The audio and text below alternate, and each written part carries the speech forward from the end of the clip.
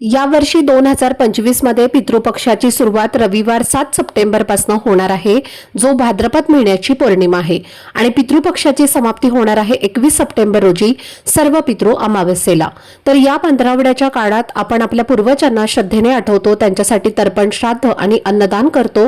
हे विधी केल्यामुळे पूर्वज तृप्त होतात आणि आपल्याला पितृदोषापासून मुक्ती मिळते। शास्त्रात सांगितलं आहे की या काळात शुद्ध अन्न बनवून श्रद्धेने ते अर्पण केल्यास खूप पुण्य मिळतं, त्यामुळे पूर्वज प्रसन्न होतात आणि त्यांच्या आशीर्वादाने घरामध्ये सुख शांती नांदते। मात्र या काळात काही चुका टाळणं सुद्धा तितकंच महत्त्वाचं आहे। आपण पितृपक्षात जेव्हा नैवेद्याचं ताट बनवतो त्यावेळी काही विशिष्ट भाज्या या ताटामध्ये ठेवायच्या नसतात, कारण अशा भाज्या नैवेद्यात असल्यास त्याचा उलट परिणाम होतो। पितर नाराज होतात आणि आशीर्वादाची जागा दोष घेतो आणि घरामध्ये नकारात्मकतेचं वातावरण हे तयार होतं। लक्ष्मी घर सोडून जाते आणि समृद्धी कमी होते। तर अशा या 3 भाज्या कोणत्या आहेत हे जाणून घेण्यासाठी खाली दिलेल्या लिंकवरती क्लिक करा, म्हणजे योग्य ती माहिती तुमच्यापर्यंत पोहोचेल। धन्यवाद। श्री स्वामी समर्थ।